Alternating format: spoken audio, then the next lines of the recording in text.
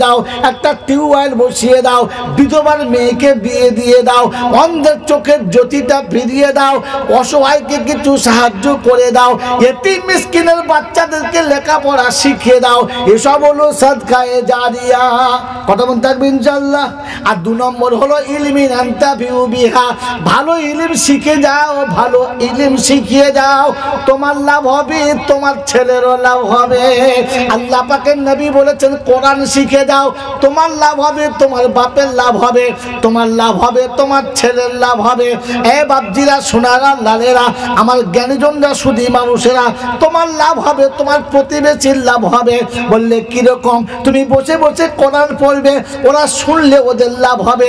তুমি বসে বসে কোরআন পড়লে তোমার ছেলের লাভ হবে। তুমি বসে বসে কোরআন পড়লে তোমার আব্বার কবরে সওয়াব যাবে। কোরআন পড়নেওয়ালার পিতা মাতাকে কাল কিয়ামতের ময়দানে নূরের তাজ পরানো হবে।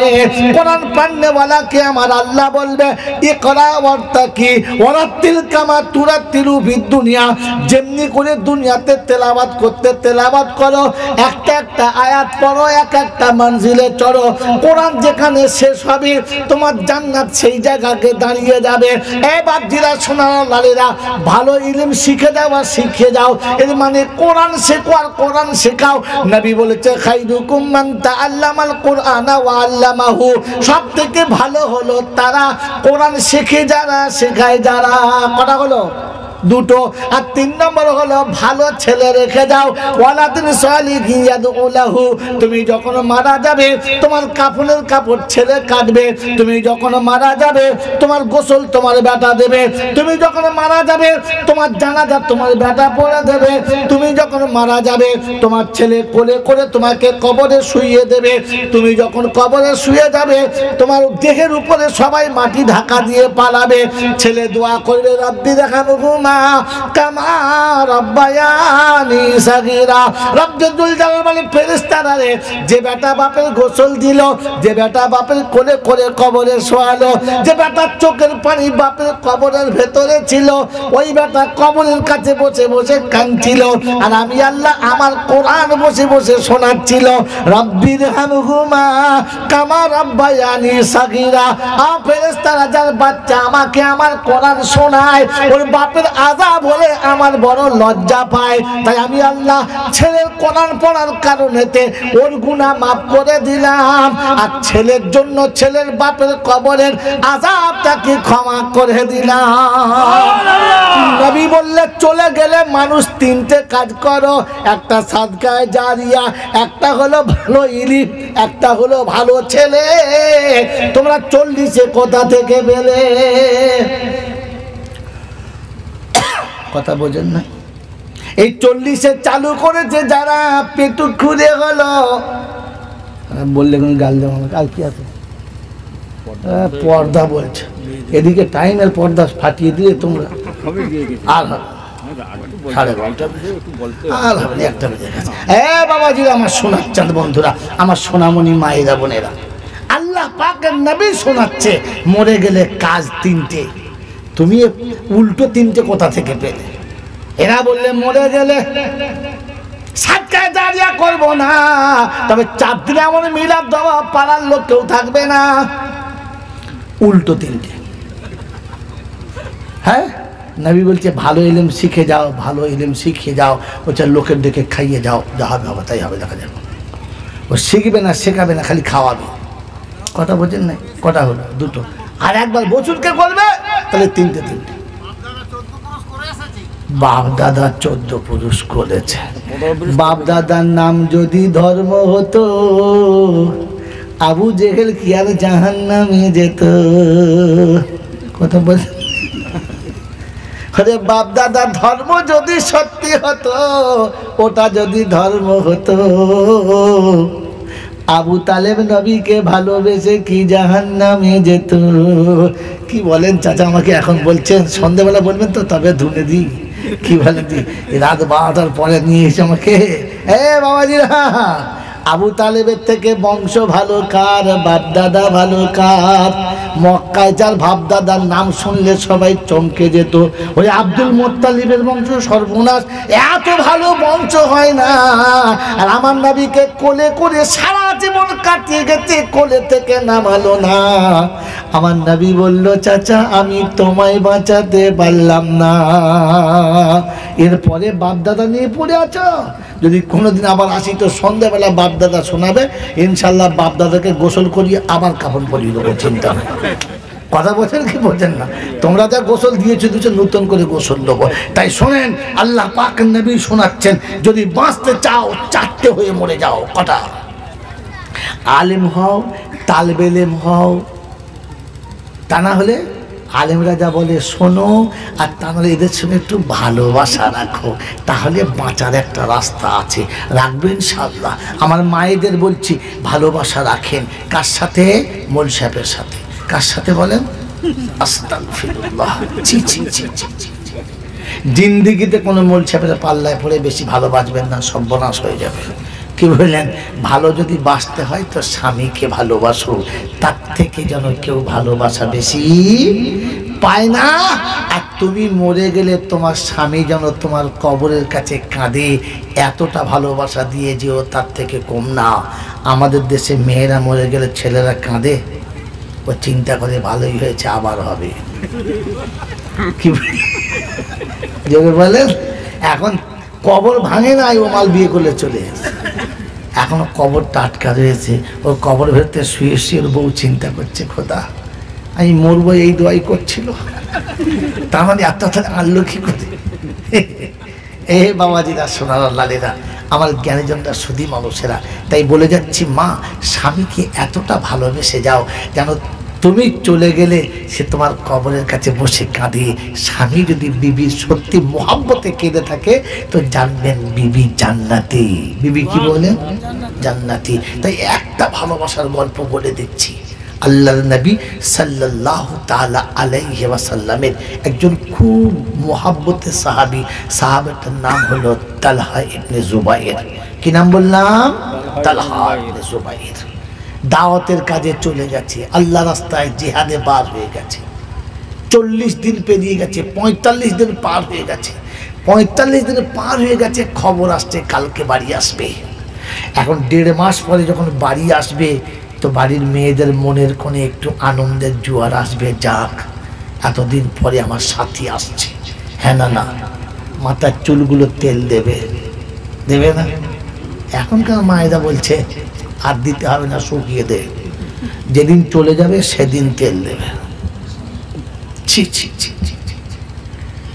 হযরত তালহা বিন জুবাইরের বিবি সেদিন নিজের মাথার চুলটা তেল দিয়েছে, শরীরটাকে পরিষ্কার পরিচ্ছন্ন করেছে, জামা কাপড়গুলো একটু সুন্দর করে কেচে কুচে পরিষ্কার করেছে, খুব ভালো করে নিজের মনের মতো সেজেছে যে আজ আমার স্বামী এসে আমাকে দেখলে খুশি হবে। কথা বুঝেছেন? তার মনের কোণে যত রকমের কামনা আছে, যত রকমের স্বাদ আছে, আমাকে মিটাতে হবে। আর 1.5 মাস বাড়িতে নেই, আমার পাওনা আমাকে বুঝে নিতে হবে, আর তার পাওনাটা তাকে বুঝিয়ে দিতে হবে। বড় আশা করে সেজে গুজে রেডি।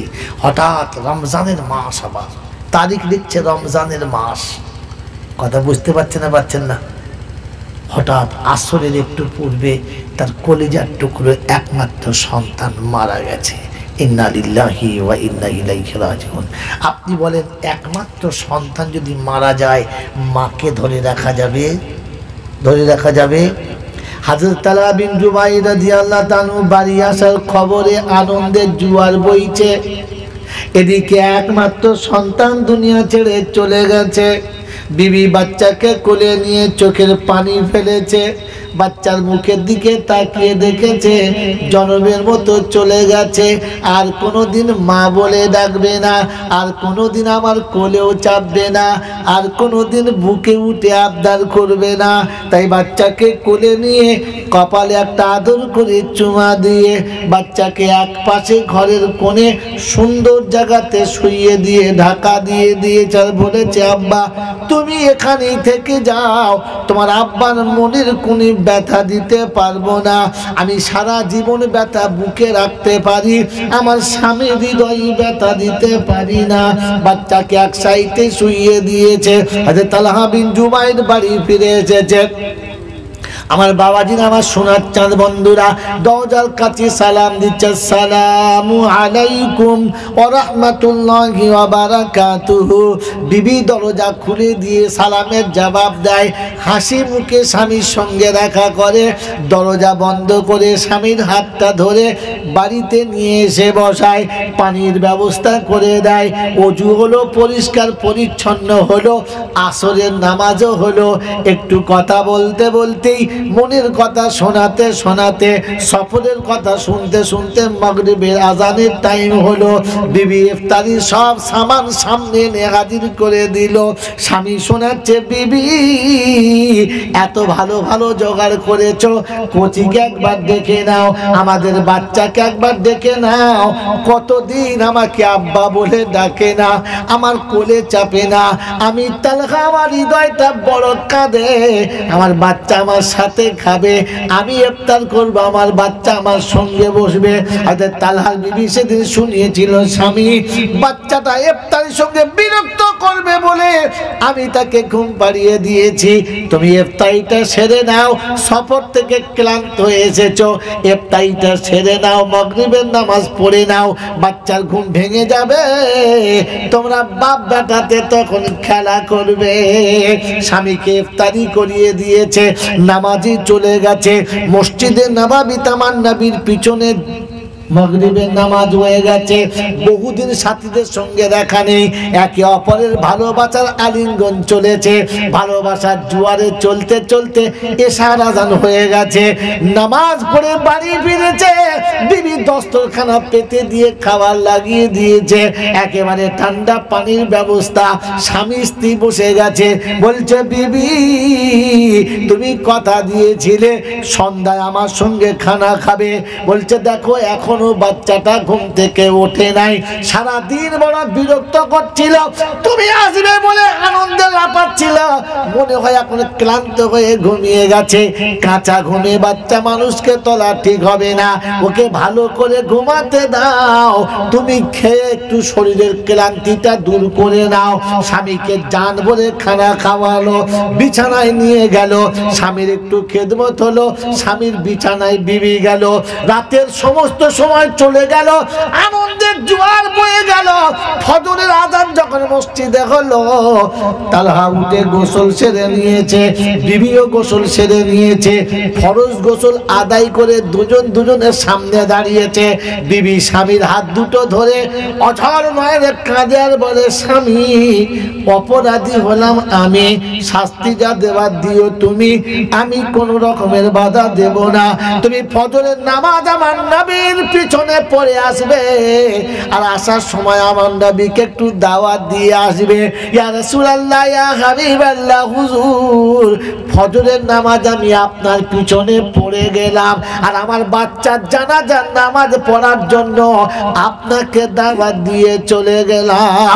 তালহা অবাক হয়ে চিৎকার মেরে উঠে, আল্লাহু আকবার, কে শোনালে, কোথায় আমার বাচ্চা? বললে, স্বামী গো, কাল আসরের পরে দুনিয়া ছেড়ে চলে গেছে, আমি মা বুকে পাহাড়ের মতো বেঁধে রেখেছি, বাচ্চাকে ঘুম পাড়িয়ে দিয়েছি, আপনার আনন্দে কোনো বাধা যেন না হয়, আপনার এত দিনের মনের কোণে চেপে রাখা কষ্ট যেন প্রকাশ পেয়ে না যায়, তাই আপনি যাতে কোনো বাধা না পান, আপনার সব শখ আল্লাহ মিটিয়ে দিয়েছি। স্বামী অপরাধী হলাম আমি, আমার বাচ্চা চলে গেছে বললাম না, আমি যদি বলে দিতাম বাচ্চা মরে গেছে, আপনি ইফতার ভালো করে খেতেন না, আপনি রাতে খানা ভালো করে খেতেন না, আপনার আনন্দের সঙ্গে আমাকে সাথী বানাতেন না। আর স্বামী সব কিছু চেপে রেখেছি আমি মা হয়ে কথাটা বললাম না, আপনি আমার নবীর কাছে গিয়ে বলে দেবেন জানাজার নামাজটা যেন এসে পড়িয়ে দেয়। তালহা বলেন, বিবি রে, আমার নবীর কাছে তোমার বিপক্ষে নালিশ জানাবো, তুমি কেন আমাকে বললে না? ফজরের নামাজ আল্লাহর নবীর পিছনে হয়ে গেল, ফজরের নামাজ আল্লাহর নবীর পিছনে হয়ে গেল। নবী যখন দোয়া করে দিয়েছে, সালাম ফিরিয়ে দিয়েছে, তালহা বলে, ইয়া রাসূলুল্লাহ, ইয়া হাবিবাল্লাহ, হুজুর আমার বিবি আমার সঙ্গে এই রকম ব্যবহার করেছে, আপনার কাছে তার বিচার চাই। আল্লাহর নবীর চোখ দুটো পানিতে ভরে গেছে আর বলেছে, আমার সাহাবারা রে, তোমরা বাড়িতে ফিরে যাও, তোমাদের বিবিদের কাছে গিয়ে বলে দাও, তারা কেউ যদি জান্নাতি নারী দেখতে চায়, তালহা বিন জুবাইরের বাড়িতে যেন হাজির হয়। সুবহানাল্লাহ।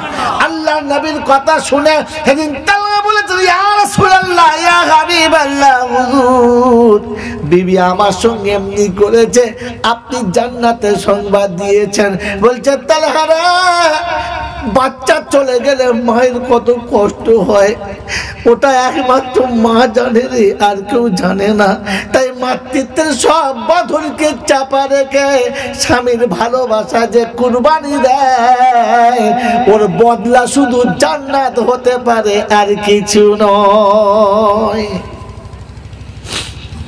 আমার বাবাজিরা, সোনারা, লালিরা, আমার সোনামণি মায়েরা, বোনেরা, আমি আপনি মনে রেখে দিই, আমার ভালোবাসার সাগরে যেন আমার স্বামী পাগল হয়ে থাকে, সেজন্য কখনো ভাবতে পারে না যে আমি আর কিছু করতে পারি, আর কোথাও যেতে পারি।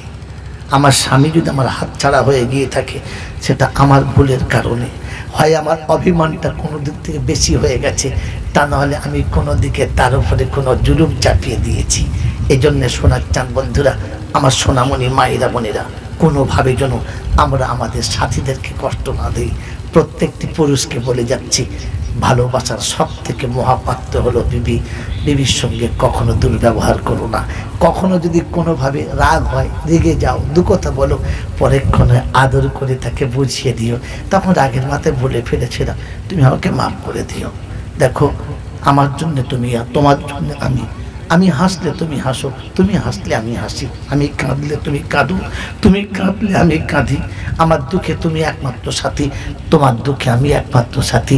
তোমার সঙ্গে দুর্ব্যবহার করা ঠিক হয় নাই। তাই তো নবীর প্রত্যেকটি সাহাবী যুদ্ধে যাওয়ার আগে এসে বিবির কাছে বলে যেতেন, বিবি, জীবনে সংসার করতে গিয়ে তোমাকে অনেক কথা জোরে বলেছি, হয়তো কথাটা ঠিক নয়, কিন্তু আমার বুঝতে ভুল হয়েছে, আমি হয়তো রেগে গিয়ে বলেছি, তোমার মনে ব্যথা লেগেছে, আমি জনমের মতো চলে যাচ্ছি, আর হয়তো কোনোদিন দেখা হবে না, আর হয়তো তোমার সঙ্গে দেখা হবে না, তাই তুমি আমাকে ক্ষমা করে দিও। তুমি কিয়ামতের ময়দান যেন বলে ফেলো না যে আমি তোমার উপর অত্যাচার করেছিলাম। এ সুন্নতে আলী, এ সুন্নতে আলী, এ সুন্নতে আলী। হাজরতে ফাতেমাতুজ জোহরাকে অন্ধকার কবরে শুইয়ে দিয়ে মুখের কাপড়টা খুলে সালাম দিয়ে বলেছিল, ফাতেমা, কখন আব্বা মা বলে গেছে জানি না, আব্বা মা কতদিন আগে চলে গেছে জানি না, আব্বা মায়ের কথা মনে হতো না, তোমার আব্বার কাছে সারা জীবন ছিলাম, সব ভুলে গিয়েছিলাম, তোমার আব্বা চলে গেছে, অর্ধেক যেন জিন্দেগি শেষ হয়ে গেছে, আমি তোমাকে সাথে নিয়েছিলাম, আজ তুমি চলে যাচ্ছ, আজ মনে হচ্ছে আলী একা হয়ে গেছে, আর আলীর সামনে পিছনে কেউ নেই, তাই যাও, তুমি তোমার আব্বার কাছে চলে গেছো, যাও, কিন্তু তোমাকে বলে দিচ্ছি, শুনে নাও, তুমি যেন তোমার বাপের কাছে গিয়ে আমার দোষের কথা বলে দিও না। তুমি তোমার বাপের ঘরে যে আদরে মানুষ হয়েছিলে, আমি সে আদরে তোমাকে রাখতে পারি নাই। তুমি তোমার বাপের কাছে যে খুশিতে ছিলে, আমি তোমাকে সে খুশিতে দিতে পারি নাই। তাই তোমার বাপের কাছে গিয়ে যেন বলে দিও না যে আব্বা, এমন একজনের সঙ্গে আপনি আমাকে সাথী করে দিয়েছিলেন, জীবনে একটা নতুন কাপড় কিনে দিতে পারি নাই, জীবনে একটা ভালো বিছানা কিনে দিতে পারি নাই আমার শোয়ার জন্য। এই অভিযোগটা করে ফেলো না, তাহলে আমি আলী কাল কিয়ামতের ময়দানে আমার নবীর সামনে মুখ দেখাতে পারবো না। এই তার অপেক্ষার যুবকেরা, যে বাড়ি থেকে মেয়েটা তুলে এনেছো, যে আদরে সে বাপের ঘরে ছিল, তুমি সেই আদরে রেখেছো, সে ভালোবাসা সে পায়, সেই স্নেহ মমতা সে পায়। তুমি আমার সময় কথা দিয়েছিলে কষ্ট দেব না, তুমি আমার সময় বলে এনেছিলে কষ্ট দেব না, সত্যি কষ্ট পাই নাই তো? কষ্ট পাই নাই তো? মরে যাবার পরে ঘাড় ধরে ক্ষমা চাচ্ছ, মরে যাবার পরে কবরের কাছে গিয়ে ক্ষমা চাচ্ছ। বেঁচে থাকতে বিছানাতে একদিন বলতে পারলে না বয়স হয়ে গেছে, চুল দাড়ি পেকে গেছে, যে কোনো সময় চলে যাব, হয়তো তোমার সঙ্গে আর বেশিক্ষণ আমার থাকা হবে না, তাই তোমার কাছে ক্ষমা চাচ্ছি, তুমি আমাকে ক্ষমা করে দিও। আমি তোমাকে ফেলে অনেক অন্যায় করেছি, তোমাকে পেয়েও অনেক অপরাধ করেছি, অনেক অপরাধ তুমি জানো আর অনেকটা জানো না, কিন্তু আল্লাহ সব জানে, তাই অপরাধ তোমার কাছে করেছি, ক্ষমা চাচ্ছি, তুমি ক্ষমা করে দিও। ক্ষমা চাইতে পারি না, লজ্জা করে? এই বাবাজি, তাই আমাদের ময়দানে সারা পৃথিবীর মানুষের সামনে যখন তোমাকে তোমার বিবি কৈফিয়ত চাইবে, তখন লজ্জা করবে না? তাই সেদিনের মহা বিপদ থেকে বাঁচার জন্য আমরা যেন একে অপরের কাছে ক্ষমা চেয়ে নিতে পারি, আর মরার আগে যেন একে অপরের সত্যিকারের বন্ধু হয়ে মরতে পারি। সকলে বলি আমিন। ও আখির দাওয়ানা আনিল হামদুলিল্লাহি রাব্বিল আলামিন। মুহাব্বতে দরুদ শরীফ। আল্লাহুম্মা সাল্লি আলা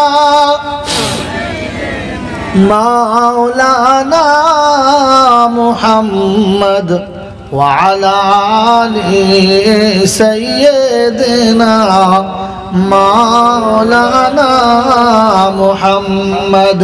ইয়া সাহিবাল জামাল ইয়া সাইয়্যিদাল বাশার মিন ওয়াজহুল মুনীরু লাকাদ নাওয়ারাল কামার লা ইউমকিনু সানায়া কামা কানা হাক্কাহু বাদাল খুদা বুজুর্গ তুহি কিসসা মুক্তাসার। আল্লাহুম্মা সাল্লি আলা সাইয়্যিদিনা মাওলানা মুহাম্মদ ওয়া আলা আলি সাইয়্যিদিনা মাওলানা মুহাম্মদ। রব্বানা যালামনা আনফুসানা ওয়া ইন লাম তাগফির লানা ওয়া তারহামনা লানাকুনান্না মিনাল খাসিরিন। ربنا آتنا في الدنيا حسنة وفي الآخرة حسنة وقنا عذاب النار.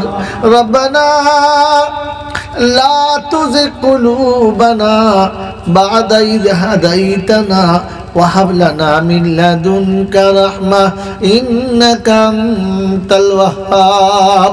ربنا لا تؤاخذنا إن نسينا أو أخطأنا. ربنا إنك جامع الناس ليوم لا ريب فيه إن الله لا يخلف الميعاد.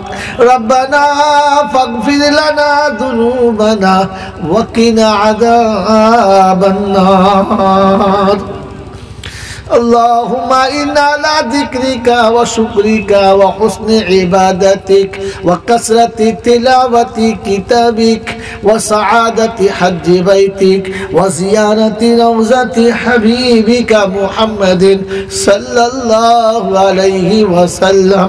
اللهم نور قلوبنا بالقرآن وزين أخلاقنا بالقرآن ونجنا من النار بالقرآن وادخلنا الجنة مع القرآن. اللهم اجعل القرآن لنا في الدنيا قرينا وفي القبر مونسا وعلى الصراط نورا وفي الجنة رفيقا ومن النار سترا وحجابا. اللهم انس وحشتي في قبرنا. اللهم ارحمنا بالقرآن العظيم واجعله لنا إماما ونورا وهدى ورحمة. اللهم ذكرنا منه ما نسيت وعلمنا منه ما جهلت وارزقنا تلاوته آناء الليل وآناء النهار واجعله لنا حجة يا رب العالمين. মৌলে হাকিম, দুটো হাত তোমার দরবারে তুলেছি, অতীত জীবনের গুনাহগুলোকে মাফ করে দাও। হে আল্লাহ, তোমার শাহী দরবারে দুটো হাত তুলেছি, মাবুদ গো, আমাদের জীবনের গুনাহগুলো ক্ষমা করে দাও। হে আল্লাহ, হাতের গুনাহ, পায়ের গুনাহ, চোখের গুনাহ, মুখের গুনাহ, দিল দিমাগের গুনাহগুলো ক্ষমা করে দিয়ে তোমার নেক বান্দাদের খাতায় নামটা লিখে দাও। বাকি জীবন গুনাহ থেকে বাঁচার তৌফিক দাও হে মাবুদ। বাকি জীবন পাপের রাস্তা থেকে তুমি ফিরিয়ে নাও। হে আল্লাহ, সন্ধ্যা থেকে ওলামারা অনেক কথা বলেছে, আমি গুনহেগার, আমার থেকে বড় অপরাধী মজলিসে আর কেউ নেই মাওলা। আমি সব থেকে বড় অপরাধী, তোমার কাছে হাত তুলেছি। আল্লাহ গো, কোনো আমল আমার হয়তো আপনার দরবারে কবুল না, কিন্তু পাপী বান্দার চোখের পানিটা বেরিয়ে দিও না মাওলা। আল্লাহ, তোমার নেক বান্দা যারা বসে দোয়া যাচ্ছে, আলেম হাফিজ আছে, দিনের দায়ী আছে, মুরব্বী আছে, আমার ছোট্ট ছোট্ট মায়েরা বোনেরা বলে বসে যারা দোয়া করছে মাবুদ, যাকে ভালোবাসো গো, যাকে তুমি ভালোবাসো, তার হাতের সাথে আমাদের হাতগুলো কবুল করে নাও। আল্লাহ, আজকে জুমার রাত, আল্লাহ তাহাজ্জুদের নামাজের টাইম হয়ে গেছে, কত তোমার ওলি বান্দা সিজদায় পড়ে কাঁদে মাবুদ। যার হাতের দোয়া, যার চোখের পানি, যার সিজদা তুমি ফেরাও না আল্লাহ, তাদের আমিনের সাথে আমাদের আমিন গুলো কবুল করে নাও। হে আল্লাহ, এর সওয়াবটুকু সোনার মদিনায় আমার নবী পাকের রওজা মোবারকে পৌঁছে দাও মাবুদ। খাস করে আম্মা জান খাদিজাতুল কুবরা রাদিয়াল্লাহু তাআলা আনহার রূহ মুবারকে পৌঁছে দাও। तमाम নবীন, সিদ্দিকিন, সালিহিন, উলামায়ে মুফাসসিরিন, গাস কত ওলি আব্দাল যারা দুনিয়া থেকে চলে গেছে, আল্লাহ জান্নাতুল বাকি, জান্নাতুল মাহলায় যারা ঘুমিয়ে আছে মাবুদ গো, সকলের আরওয়াহ মুবারকে পৌঁছে দাও। আল্লাহ মুজাদ্দিদে জামান, আল্লাহ কুতুবে আলম যারা দুনিয়া থেকে চলে গেছে, সকলের আরওয়াহ মুবারকে পৌঁছে দাও। মাওলাই হাকিম, সাহাবায়ে কেরাম, তাবে তাবিন, সিদ্দিকিন, সালিহিন, আইমায়ে মুজতাহিদিন, শুহাদায়ে বদরিন, শুহাদায়ে উহুদ, শুহাদায়ে কারবালা যারা চলে গেছে মাবুদ, সকল শহীদের আরওয়াহ মুবারকে পৌঁছে দাও। খাস করে আমাদের মা বাপ, দাদা দাদি, নানা নানি যারা চলে গেছে, মুরব্বীদের কবরগুলো জান্নাতের বাগান বানিয়ে দাও। আয় আল্লাহ, আমাদের ছোট ছোট বাচ্চা যারা চলে গেছে, মাসুম বাচ্চাগুলো তোমার জান্নাতের ফুলের বাগানে সাজিয়ে দাও। হাসরের ময়দানে আল্লাহ, সন্তানহারা পিতা যারা বুক ভরা ব্যথা নিয়ে বসে আছে, তুমি তাদের কোলেতে ফিরিয়ে দিও। যে মায়েরা সন্তান হারা মা, তুমি তাদের আঁচল ভরপুর করে দিও। যারা এখনো মা হতে পারলো না, বারবার করে বলে মাবুদ, তুমি তাদের মা হওয়ার ক্ষমতা দাও। এ রব্বুল আলামিন, দয়া করে মেহেরবানি করে তোমার হাবিব রাহমাতাল লিল আলামিনের উম্মত হওয়ার খাতিরে তুমি আমাদেরকে ক্ষমা করে দাও। নবী উম্মতের জন্য যা চেয়ে গেছে বিনা চাওয়াতে দিয়ে দাও, যার থেকে পানা চেয়ে গেছে তুমি আমাদেরকে বাঁচিয়ে নাও।